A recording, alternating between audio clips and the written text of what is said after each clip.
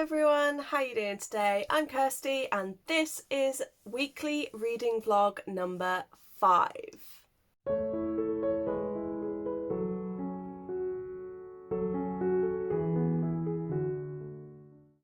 I am so tired today. I did not sleep very well last night. Saturday night I struggled with my sleep because my head was really bad and I was having really weird dreams. Today I'm waiting on the postman to arrive to pick up the big candle order and another order that came through from a friend. And my uncle's gone out, so I had to get up this morning to make sure that I'm awake for it.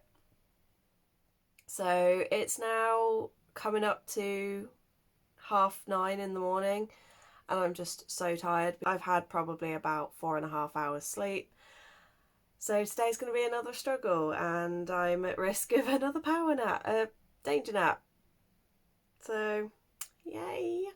Anyway, reading updates. For those who didn't see last week's vlog, I'm not going to go through all of the reading that I did. I will just say I completed another book and it was Wayward by Amelia Hart and was my first 5-star of the year. This week, in terms of reading plans, it's basically we're now today and tomorrow is the last 2 days of January. So I need to get Woven in Moonlight finished. I am so close to the end. I've only got this to go. I think I'm down to less than 100 pages to go.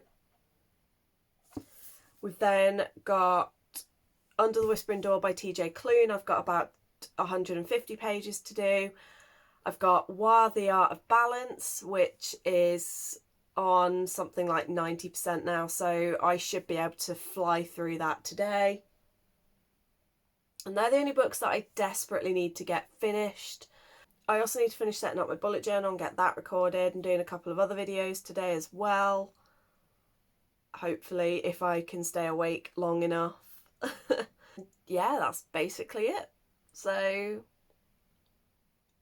let's get on with my day. Let's go get some breakfast. Let's go get some tea. And try not to pass out. Apparently Jincy wants to be part of this vlog too. Hey? Nope, she'll... Come on then. Come on. I don't think she knows what she wants. I have book mail and I've also just had the loveliest morning and I can't stop smiling and like, yeah, I just had a really lovely video call and it's just absolutely, it started my week in the best possible way and I'm just really happy. Postman has been, parcels have gone. I have no more responsibilities for the rest of today, so I am gonna try and stave off sleeping by playing Genshin. And I have book mail. I have the Mysteries of Thorn Manor, which is the sequel novella to Sorcery of Thorns.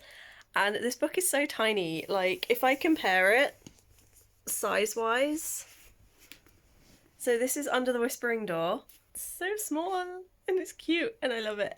But I really want to just open it and start reading it right now. But I've told myself I'm going to reread Sorcery of Thorns first. So what I've decided is I'm going to have a look on like Kindle and see how much the ebook version is. I don't want to get a physical copy of Sorcery of Thorns until I can save up and get the Fairy Loot edition. So I want to see how much it'll be. But I do want to reread it before I get to Mysteries of Thorn Manor. And then I should be getting a parcel tomorrow from World of Books because I spent some time last week tracking all of my series and yeah. And I have a lot of series that I need to complete because even after DNFing over 30 series, I still have closer to 100 than it is to 0. A lot closer. So yeah, I have a World of Books order coming through, which is all but one are either the next or the final book in a series, And then one is a series that I want to continue, but I need to reread to be able to continue. But that's due tomorrow. And yeah, I do not know what else I'm going to get on with today. We shall see. Hopefully some reading will get done. Probably won't because I'm that tired, but we shall see. Happy Tuesday! Yeah, 2 days in a row. And as with last week, we have book mail from World of Books. Yeah, okay, I was a bit naughty and I've spent more money on books, but it doesn't matter. Oh, madam. So yeah, we're just going to have a look, and I can guarantee Ginty has already just pricked her ears at the sound of the elastic band. So you're now going to hear Ginty playing in the background. And I don't know why they always send them in like 3 in single, which is weird, because 2 in a row now they've come in 2 packs. Oh god, it's a mass market. I had a horrible feeling it was going to be. So we have 4 books that we're going to talk about. Starting off with the first in the series, we have Dragonbound by Thea Harrison. This is the Elder Races series, and all I remember is the main guy is a dragon in this, and then I remembered Pia or Pia, I'm not sure how it's pronounced, but she's half human and half something else, and I remember what the something else is, but I'm not going to say because the whole thing of this book is like, it doesn't actually get revealed until quite late in the book what she actually is, so I'm not going to say. But I remember that she and him end up together, and I remember what she is, and I can remember what she can do. But yeah, I don't remember anything else, so that will be interesting. And then the other 3 are the final books, and so now that is in beautiful condition. So, you know, I can now get a few more series complete this year because I have all the books for them. And we're starting off with A Midnight Dark and Golden, which is the final book in the Midnight's Twin series by Holly Race. If you are astute and you remember from a couple of weeks ago, I only got the second book last week or the week before, I can't even remember. I think it was the week before, I don't know. But either way, for my birthday, I bought myself the second book because I read the first book last year, absolutely loved it, and can't wait to finish the series. We then have Bookish and the Beast by Ashley Poston. I read Geekerella 2 years ago. I started the second book, Princess and the Fangirl, last year and didn't get around to finishing it. So I just thought it'd be nice, at least I've got the third one now, so again, I can just get the second one finished and move straight on to the final. And then finally we have Evermore by Sarah Holland, and this is a hardback. And I read Everless a year ago and really, really enjoyed it. I was quite surprised by how much I enjoyed it. And it is only a duology, so I figured if I get the second book, I can finish this duology. And yeah, I like the colours of this one a lot more. I'm definitely more of a blues rather than a red kind of girl. So yeah, I can now finish 3 series and I'm going to restart this one, or at least reread this, see if I still am interested in continuing the series or not. And then I'm going to do a video very soon going through all of the books that I own that I can now complete the series to, but that is for a day when I am not sleepy and tired and ugh. I have too much to get on with today. Anyway, I'm gonna head off and get done. I have 2 reading updates. I completed Why the Art of Living yesterday. I gave it 3 stars. I've already explained why I didn't really like it very much. It wasn't what I expected it to be. It came across as a little bit ableist and a little bit preachy, and I found it very repetitive. And yeah, I just didn't really enjoy it all that much. And then this evening I finished Woven in Moonlight by Isabel Ibanez, and I gave it 4 stars. I definitely saw the problems that are in this book more than the first time, certainly in regards to attitudes towards Indigenous cultures. I could see why a lot of people were offended and upset. I definitely enjoyed the relationship building a lot more in this. It didn't quite have the atmospheric impact I thought it would. That was kind of like when a couple of things happened, it was so quick that I didn't really feel the impact of it all that much. But I did really enjoy the romance. I loved the magic system in this and the way that her tapestries can come to life, and like she has a llama that spits wool balls at people, and I think that's just amazing. And I really want my own like cuddly woven sloth. Like that would be absolutely adorable.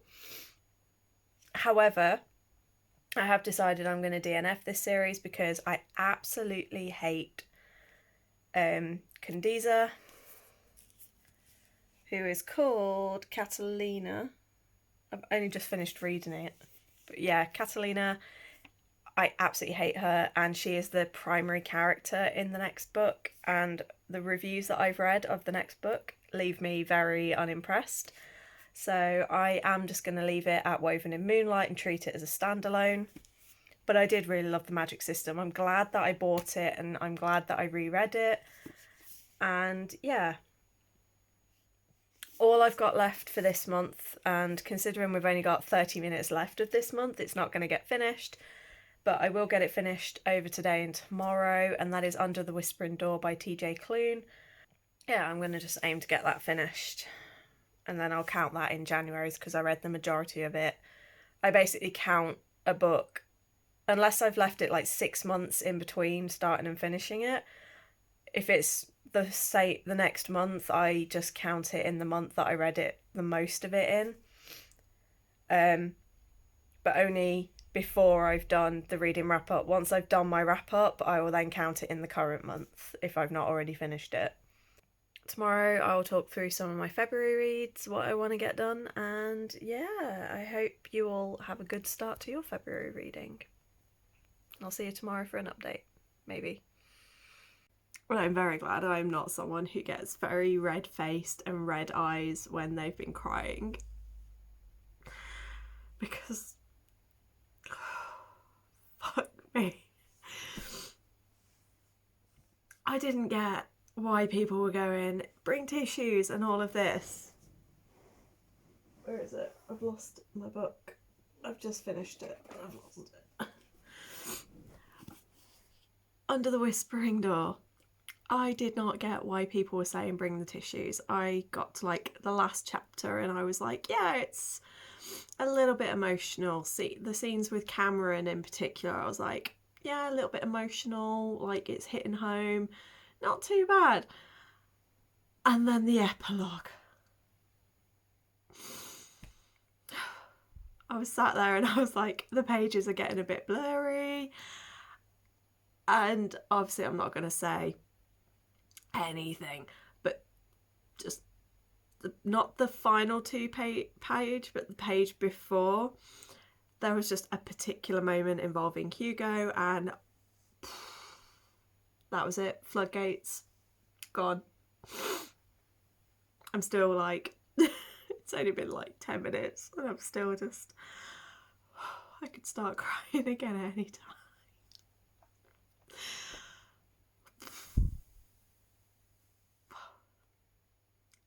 I miss my mum. I miss my I miss my granddad. I miss my aunt. I miss my best friend. And this was such a beautiful book about the afterlife, and if they had even a fraction of the joy and the freedom that is experienced in this book, then I'm happy. Because certainly my mum lived a life with a lot of pain, and I have a very complicated relationship with her, but I know she was a very sick woman. She was in so much pain, and this book gives me hope that that pain went and that she found the peace that she didn't have in life. And it also just gives me hope that my gran and granddad did actually, like, we know they found each other again, but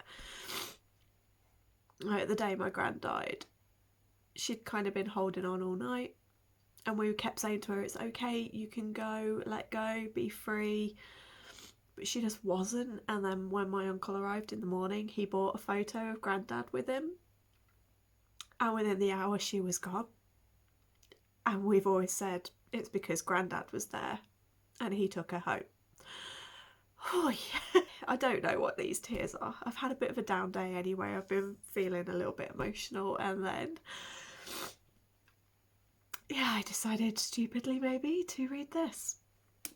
I think I want to give it a 5 stars because of this reaction, but I do have a couple of issues that I have had with this reading it. Like, for one, I read Clumsy Charlotte's review on Goodreads, and I do agree with her that I feel like it was a little bit dragged out at points, and there are a couple of bits where I'm like, I don't even feel like that was needed.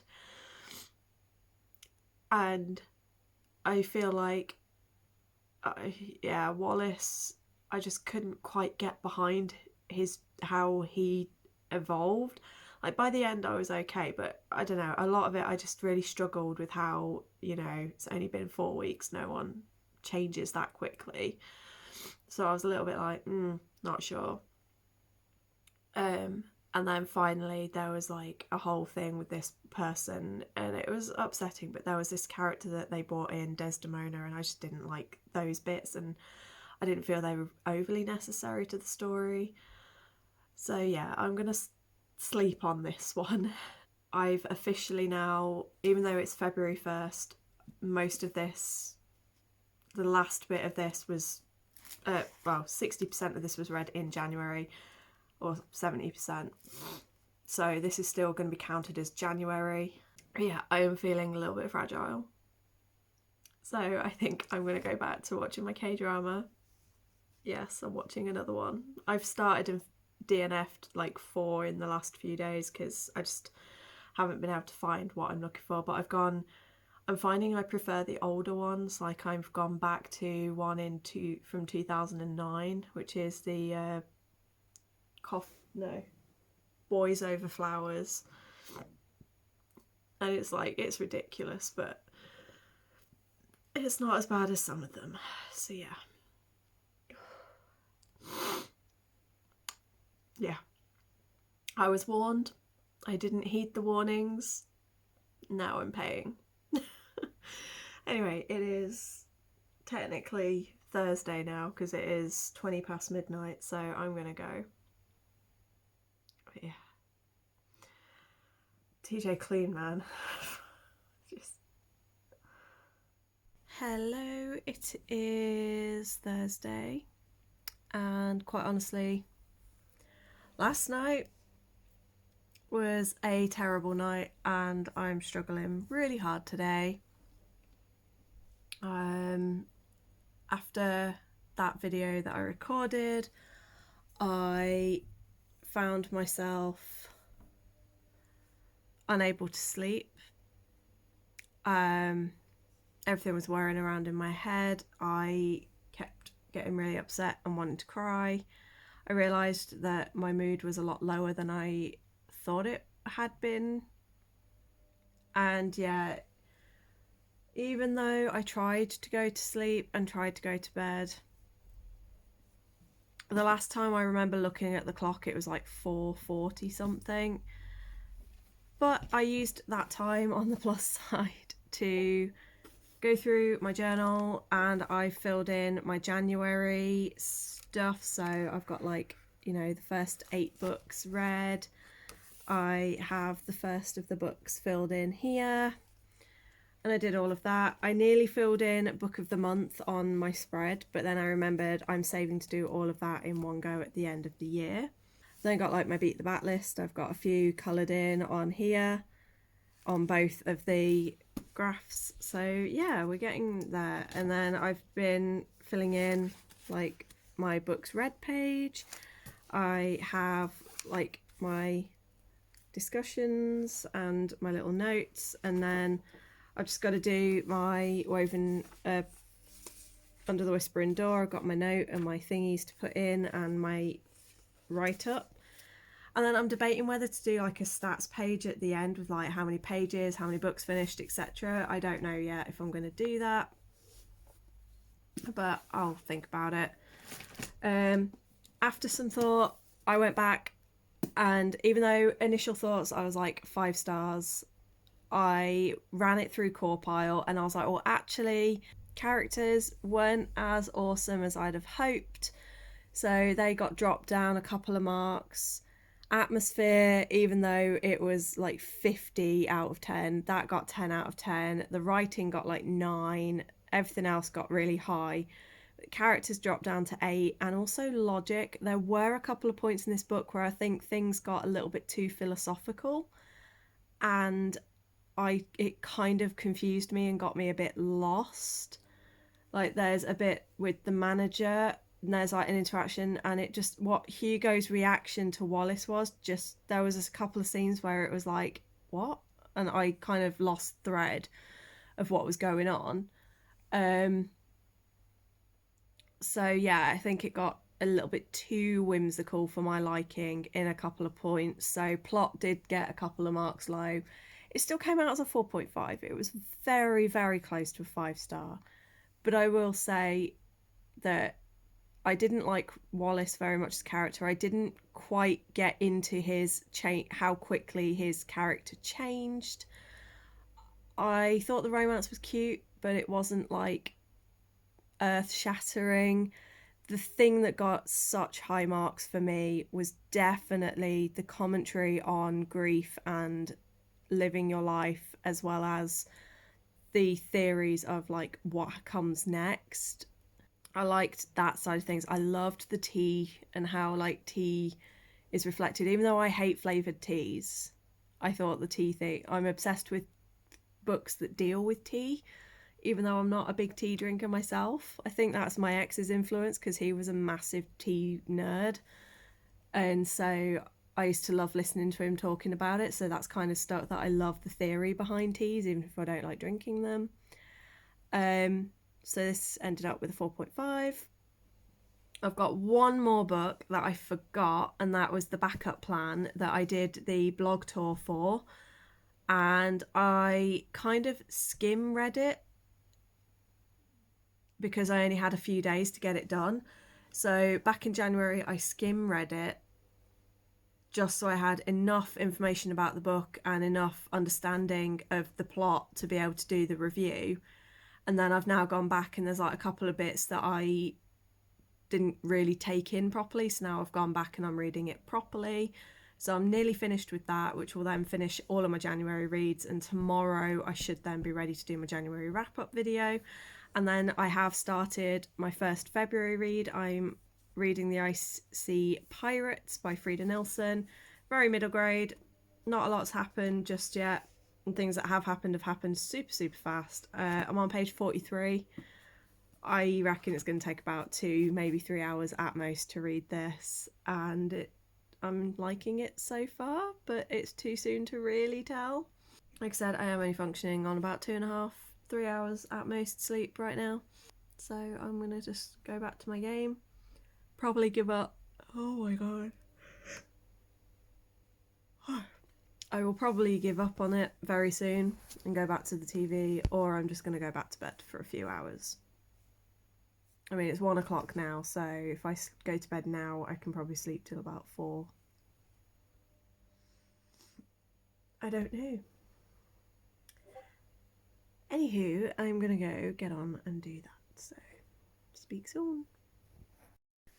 I've just started Love on the Brain by Ali Hazelwood. I'm buddy reading it with Shah from Thoroughly Enjoyed Books, who I will link below. I already dislike this far more than, like, I loved The Love Hypothesis. Like, I think it was in third person, and I definitely prefer third person. But I really loved Adam and Olive from, like, the get-go, and it was something new and exciting and refreshing. Love on the Brain, I'm already noticing it's like, oh, yet another petite small character and a really tall giant guy. And looking at the cover, I'm like, oh, it's just basically the same characters with hair dye. I don't know, I'm a chapter in and we've already had like 50 references to Marie Curie. And don't get me wrong, Marie Curie is one of my heroes. I've mentioned in the past, I am technically a woman in STEM. I did a science degree. I studied things like genetics and DNA and all of that wonderful stuff. I did a little bit of biochemistry, did a tiny, tiny bit of physics that I hated with a passion. And she is one of my heroes, like historically, scientifically, and everything. But it's a bit much that, like, in 16 pages, we've had about 8 references to her, and some of them just feel really random and unnecessary.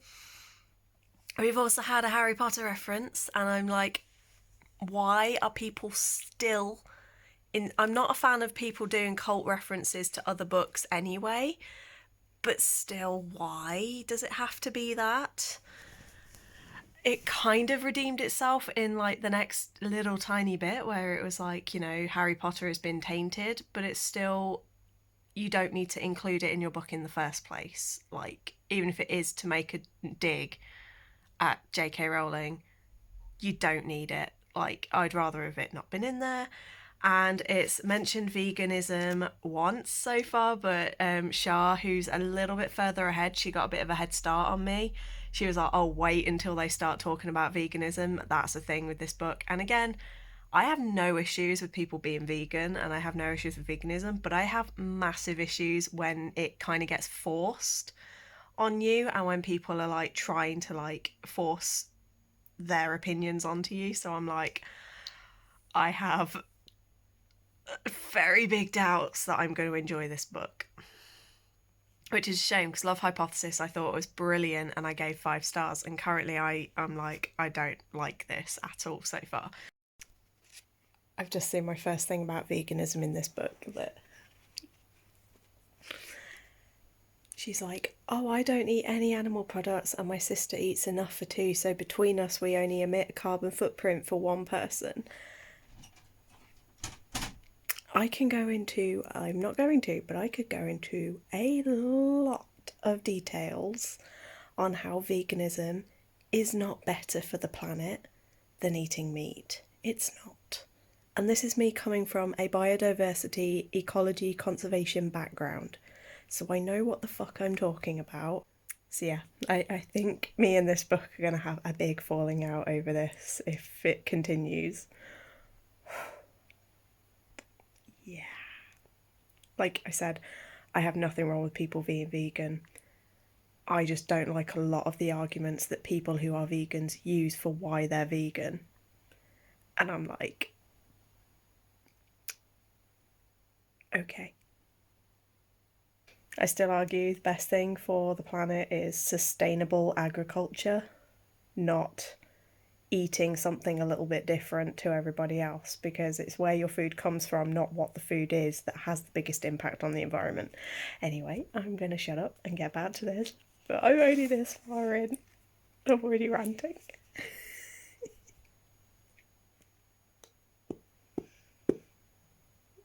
Yeah.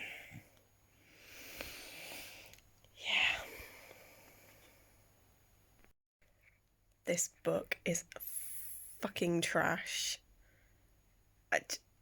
No, she just referred to Love Island as an underrated show. Oh, if this wasn't a buddy read, I would actually be DNFing because the Marie Curie references, the veganism arguments, the drivel, and oh, it's just a pile of shit. I think this is going to be a 1 or 2 star read. The only plus side I will give it is that I've gotten this far in just about an hour or so. So it'll get done really quick, but oh, Jesus. Everyone's like, oh, this is the Love Hypothesis 2.0. It's like, no, the Love Hypothesis was good. I enjoyed that. This is shite. And yeah. I'm looking forward to my review and then my most disappointed reads in December because that's just going to be Although I stupidly, in the first chapter, I didn't even think, and I used my highlighter because I was expecting to enjoy this. So obviously now I have to keep it because no one's going to want a book that's got loads of highlights in it. Either that or I'll take it to the charity shop and maybe someone won't care. Oh, this thing's crap. Char's cat Esty kept eating the book when she was doing her video where she was showing her book haul. And I'm like, yep. And as Char just said, maybe Esty was eating it as a warning to not read it. Anyway, I'm going to go. And I'll hopefully update later. Not sure if I've done a blog update today, but it is Saturday and I was chatting to my uncle earlier and he has agreed that this bookshelf that currently I have acquired 2 shelves of, he basically said that he doesn't ever use anything on them, so I am free to do what I wish. So I'm moving the ornaments that were on the top shelf are onto the very top, and then the stuff that's on the second shelf I'll move down to the bottom, which means I'll then clear up 2 shelves that I can then use. So woo! But bearing in mind these are my grand shelves, and her and my uncle between them probably haven't seen the top of this bookcase in about 7 years. Yeah, it needs cleaning. So I am standing on chairs and cleaning. Yay, fun times.